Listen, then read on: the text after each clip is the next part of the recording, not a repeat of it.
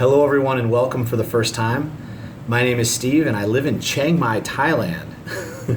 I put together this video to help others find out what they can reasonably expect for their cost of living if they decide to move out here. That's what I was looking at before I came out here. I did some research. I moved here a month ago, January 1st, 2017. I came from Chicago and in the United States. And my number one goal coming out here was to learn how to make money online while living abroad. And my second goal was to get healthy, to lose weight, get fit, get back in shape, live a healthy lifestyle.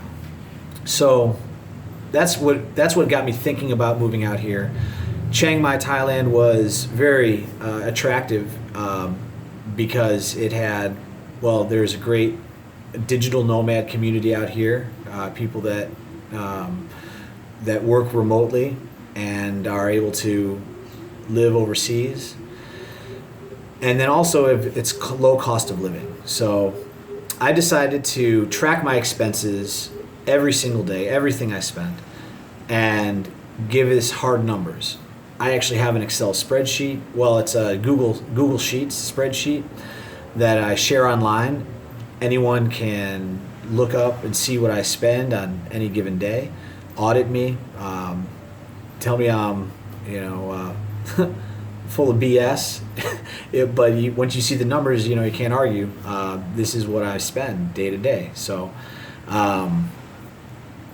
let's see, what do we have here? All right, so first thing you should know is I track all my expenses in dollars, US dollars, and Thai baht. And I track them based off of whatever exchange rate I got. So I exchanged my money at the beginning of the month, beginning of January, for 35.7 baht per dollar. The exchange rate is actually a little worse right now, but if I ever do exchange money again, I will update my spreadsheet to reflect whatever the new exchange rate I get is. I exchanged 1,000 US dollars and got 35,700 baht. Let's talk about the categories that I'm using. So for living expenses, I have rent, I have utilities, food and drink, transportation, lifestyle. That includes everything from doing laundry to getting a haircut, things like that. And finally, entertainment. Now, beyond that, I also have categories that include visa runs, which I don't include in cost of living, but it's a reality for any expat. They're probably going to have some kind of either pay for a visa or make visa runs. Business expenses, which I don't expect that to be the same as anyone, so I cut that out of my monthly rotating cost of living for this purpose. And finally, getting started.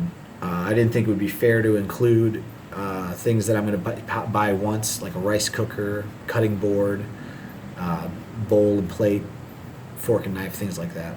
So my total, by the way, for the month of January, what I spent, including getting started and business costs, everything, was 476 US dollars and 97 cents. A grand total of 17,028 baht. But if you subtract out the business expenses and the cost of getting started and the visa runs, which I didn't have any this month, the total monthly living expenses for January was $299.52. That may sound awfully low to you, but I assure you that is what I spent. That is very possible. First of all, in rent. I spend 3,500 baht per month in rent. That's $98.04. I live in a one-bed studio type place. That's my bed. There's my rice cooker. There's my bathroom. Okay.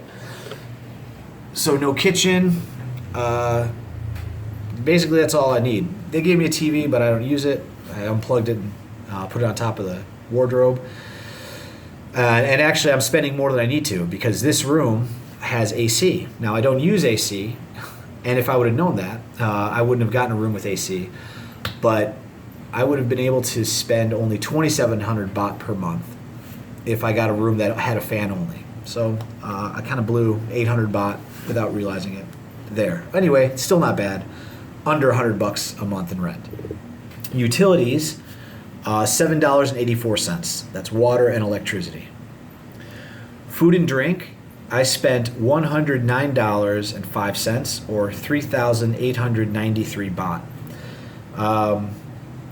I ate well. Actually, let's full disclosure. I'm on a diet, so part of me being here is I wanted to live a healthy lifestyle. I wanted to lose weight and get fit.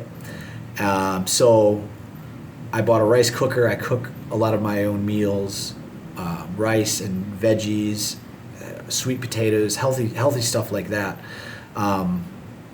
Eating out is actually not that much more expensive than cooking yourself, but for me, it's a health reason. You know, I wanted to lose weight. I lost 19 pounds this month.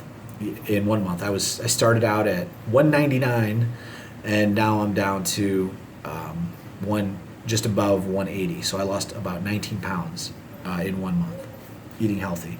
But I do also splurge and go out. I had chicken rum raisin the other night.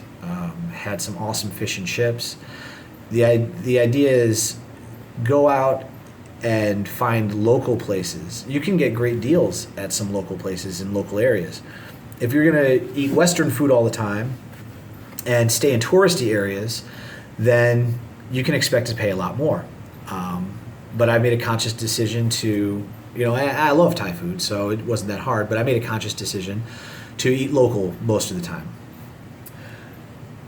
Transportation, I walk everywhere, so I don't rent a motorbike, don't have a bicycle, and if I need to go somewhere farther than I want to walk, I get a song tao, which is like a red cab, or take a regular cab, or those are more expensive.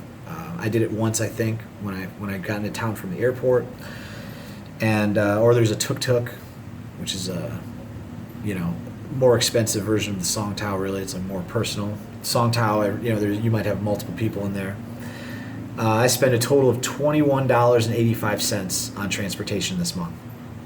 Now, if it turns out that I end up using the song tao a lot and it's going to be cheaper for me to get a motorbike, I might do that. Renting a motorbike, I think you can get it for like 85 bucks a month is what I've heard is kind of an average. So, entertainment. I only spent $21.76 per month on entertainment. I was drinking a lot less. So normally in the States, I'd be drinking more often, but I decided to be healthy. I had beers and rum a few times. Went out, had my birthday, and celebrated. But just didn't spend a whole lot of money on alcohol. Alcohol will really run your expenses up. Food's a lot cheaper compared to alcohol here in Thailand. So there you have it. That's pretty much my living expenses. It all totaled to less than $300. I came up here with the goal of spending $500 or less a month. I knew that was reasonable based on the research I did. I was kind of surprised to come in at about $300 a month, but I don't think I was holding back too much. I could have actually saved money a few other places. In that food and drink cost, I spent about $40 on smoothies and coffees at co-working spaces just so that I could use their internet and hang out with other guys that I'm working with, my friends that I'm working with. So that right there would have saved me a little bit of money, But overall, I think it's been going great. Check out the description below, and you can see a link to my spreadsheet. I made it available to the public to view. And let me know if there's any questions you have. I'd be happy to cover them in future videos. Thank you, and have a great day.